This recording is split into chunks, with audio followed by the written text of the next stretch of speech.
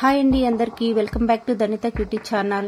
ఈ రోజు నేను మసాలా ఫిష్ ఫ్రైని ఇంట్లో ఈజీగా మనము హోటల్లో లాగా ఎలా ప్రిపేర్ చేయాలో చూపిస్తున్నానండి. మీరు స్కిప్ చేయకుండా లాస్ట్ వరకు చూడండి. చాలా టేస్టీగా ఉంటుందండి ఈ ఫిష్ ఫ్రై అనేది. ఈజీగా చేసుకోవచ్చు. ఇప్పుడు మనము ప్రాసెస్ ని స్టార్ట్ చేద్దాము. ఒక ప్లేట్ తీసుకొని అందులోకి 2 స్పూన్స్ వరకు చిల్లీ పౌడర్ ని వేసుకోవాలి. 2 స్పూన్స్ ధనియా పౌడరు, 1 స్పూన్ పసుపు, 2 spoons fish fry masala. Next ఇక్కడ వచ్చి మనము టేస్ట్ కి సరిపడేంత సాల్ట్ ని వేసుకోవాలి.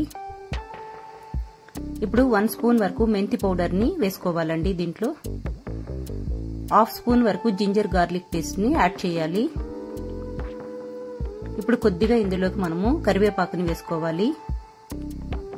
ఇక్కడ నేను మెయిన్ గా యూజ్ చేస్తా ఉండేదండి 2 స్పూన్స్ వరకు కార్న్ ఫ్లోర్ ని, 2 స్పూన్స్ రైస్ ఫ్లోర్ ని అంటే బియ్యం పిండిని వేస్తున్నానండి.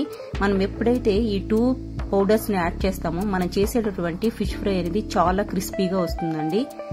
తర్వాత ఇందులోకి నేను ఒక 2 స్పూన్స్ వరకు లెమన్ జ్యూస్ ని యాడ్ చేశాను. ఇప్పుడు ఈ మిశ్రమాన్ని అంతా నీట్ గా ఒకసారి మిక్స్ చేసుకోవాలి. ఇప్పుడు ఇందులోకి మనము కొద్దిగా వాటర్ ని వేసుకుంటూ ఒక స్మూత్ అయిన పేస్ట్ లాగా రెడీ చేసుకోవాలి.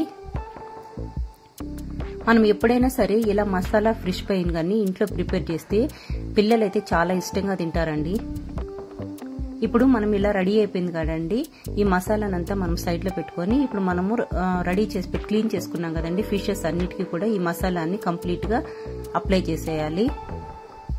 ఈ విధంగా అప్లై చేసినటువంటి ఈ ఫిషెస్ ని మనము ఫ్రిడ్జ్ లో కానీ డీప్ ఫ్రిడ్జ్ లో పెట్టి స్టోర్ చేసుకున్నాము అంటే మనకు ఆల్మోస్ట్ మనకు ఒక 1 వీక్ వరకు కూడా ఇది అలాగే స్టోర్ అయ్యి ఉంటుంది. మనకి ఎప్పుడు కావాలంటే అప్పుడు తీసుకొని మనం దాన్ని ఫ్రై చేసుకోవచ్చండి. ఇప్పుడు చూడండి ఇలా రెడీ అయిపోయింది కదండి ఈ మసాలా పట్టించిన ఫిషెస్. దీన్ని తీసుకెళ్లి మనం ఫ్రిడ్జ్ లో పెట్టుకుని ఒక 2 అవర్స్ తర్వాత తీసుకొని ఇప్పుడు డీప్ ఫ్రై చేసుకోవాలి. ఇక్కడ నాకు ఆయిల్ హీట్ అయిపోయింది కదండి. ఇప్పుడు నేను డీప్ ఫ్రై చేసుకుంటున్నాను. ఇలా డీప్ ఫ్రై చేస్తున్నప్పుడు మనం చేసేటటువంటి ఈ ఫిష్ ఫ్రైకి మనము మీడియం ఫ్లేమ్ లో మంటను పెట్టుకుని డీప్ ఫ్రై చేయాలండి. లేదంటే మనకు పైన మాడిపోతుంది, లోపలంతా పచ్చి పచ్చిగానే ఉంటుంది.